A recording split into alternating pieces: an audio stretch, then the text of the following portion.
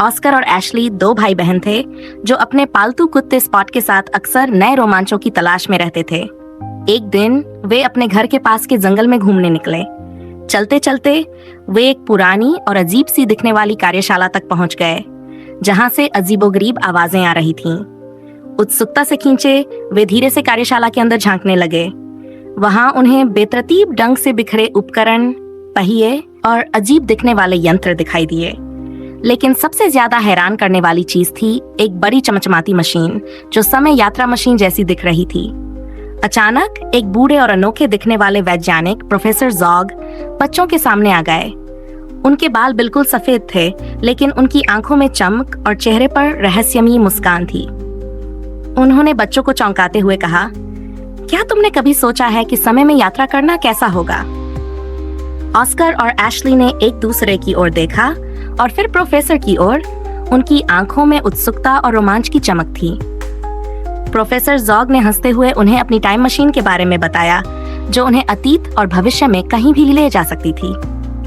Oscar और Ashley ये सुनकर बेहद उत्साहित हो गए।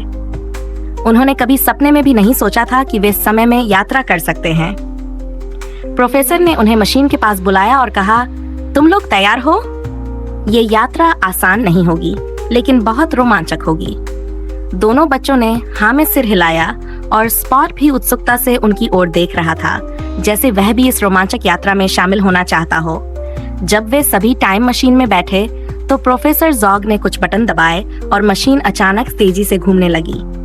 बच्चों को लगा जैसे वे हवा में उड़ रहे हैं। कुछ ही पलों में मशीन रुक गई और जब दरवाजा खुला तो उनके सामने एक विशाल हरा भरा जंगल था। पेड़ों के बीच से विशालकाय डायनासोर धीरे धीरे चलते हुए नजर आ रहे थे। ऑस्कर और एशली ने पहले कभी इतने बड़े जीव नहीं देखे थे। उनके सामने एक लंबी गर्दन वाला ब्रैकियोसॉर्स था जो पेड़ों की ऊंचाई से पत्तियां खा रहा था। यह तो प्रागैतिहासिक युग है, प्रोफेसर जॉग ने बताया। यह वही समय है जब धरती पर विशालकाय डायनासोर रहते थे। ऑस्कर और एशली ने डर और रोमांच दोनों महसूस किए। तभी एक बड़ा और खतरनाक दिखने वाला टायरानोसॉरस रेक्स उनके सामने आ गया। उसकी गर्ज इतनी तेज थी कि पूरे जंगल में उसकी गूंज फैल गई। भागो! प्रोफेसर जॉग ने चिल्लाया। सभी बच्चे और प्रोफेसर जॉग अपनी पूरी ताकत से समय मशीन की ओर दौड़ने लगे। स्पॉट भी अपनी छोटी टांगों से तेजी से भाग रहा था। वे मुश्किल से टायरानोसॉरस रेक्स से बच पाए और समय पर टाइम मशीन के अंदर चले गए। टाइम मशीन फिर से घूमने लगी और अगली बार जब वे रुके तो वे प्राचीन मिस्र में पहुंच गए थे। उनके चारों ओर विशाल पिरामिड और रेगिस्तान की ऊंची ऊंची रेत की टीलें थीं। वे रेगिस्तान के बीचों बीच थे, जहां सूरज की गर्मी बेहद तेज थी। तभी उनके पास से एक युवा फिरौन अपने सिपाहियों के साथ गुजरा। फिरौन ने उन्हें अपने पास बुलाया और कहा, मुझे तुम्हारी मदद की जरूरत है। पिरामिड के अंदर एक पुरानी पहेली है जिसे हल किए बिना हम खजाने तक नहीं पहुंच सकते। ऑस्कर और एशली ने फिरौन की मदद करने का फैसला किया। वे पिरामिड के अंदर गए, जहां चारों ओर अंधेरा और रहस्य भरा माहौल था। दीवारों पर लिखी गई प्राचीन मिस्री लिपियां बहुत जटिल थीं। एस्कर ने दीवार पर बने एक चित्र की ओर इशारा किया और प्रोफेसर जॉग से पूछा, क्या यह पहेली का हिस्सा हो सकता है? प्रोफेसर ने सिर हिलाया और दीवार पर उकेरी गई लिपियों को ध्यान से पढ़ा। धीरे धीरे उन्होंने समझा कि उन्हें एक खास पत्थर को एक निश्चित जगह पर रखना होगा। एस्कर ने उस पत्थर को दीवार में दबाया और अचानक पूरी दीवार सुनहरी रोशनी से जगमगाने लगी। एक गुप्त दरवाजा खुला और अंदर से एक चमचमाता खजाना दिखाई दिया। अगली यात्रा में वे मध्ययुगीन काल में पहुंच गए, जहां एक भव्य महल के सामने खड़े थे। वहां शूरवीर घोड़ों पर सवार होकर जॉस्टिंग टूर्नामेंट के लिए तैयार हो रहे थे। एक शूरवीर ने एस्कर को एक धातु की टोपी पहनने का प्रस्ताव दिया और वह बेहद खुश हुआ।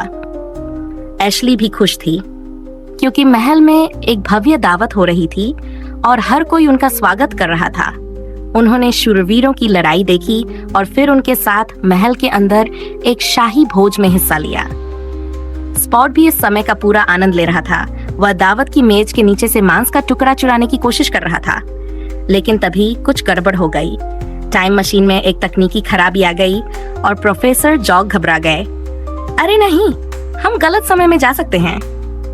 टाइम मशीन ने उन्हें भविष्य के एक अजीब समय में पहुंचा दिया, जहां आसमान में उड़ती हुई कारें थी और चारों तरफ विशाल गगनचुंबी इमारतें थीं।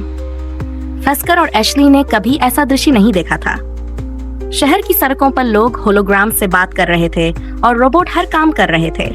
भविष्य की दुनिया इतनी अनोखी और अजीब थी कि एस्कर और एशली को विश्वास ही नहीं हो रहा था कि वे अभी कहाँ हैं।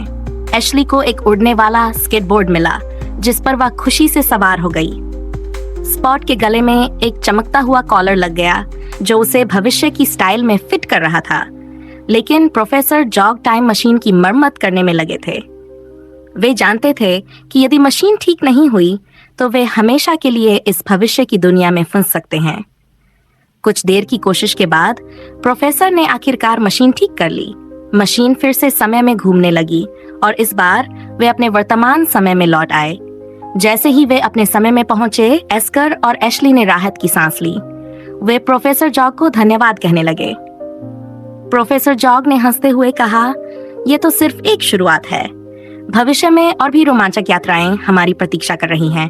एस्कर और एशली ने प्रोफेसर को गले लगाया और अपने पालतू कुत्ते स्पॉट के साथ घर की ओर चल पड़े। इस अद्भुत यात्रा ने उनके दिलों में नए रोमांचों के बीज बो दिए थे। वे जानते थे कि जब भी उन्हें किसी रोमांचक यात्रा पर जाना होगा, प्रोफेसर जॉग और उनकी समय यात्रा मशीन उनका इंतजार कर रही होगी। और इस तरह उनकी पहली समय यात्रा खत्म हुई, लेकिन यह निश्चित था कि भविष्य में और भी रोमांचक कहानियां उनका इंतजार कर रही थीं।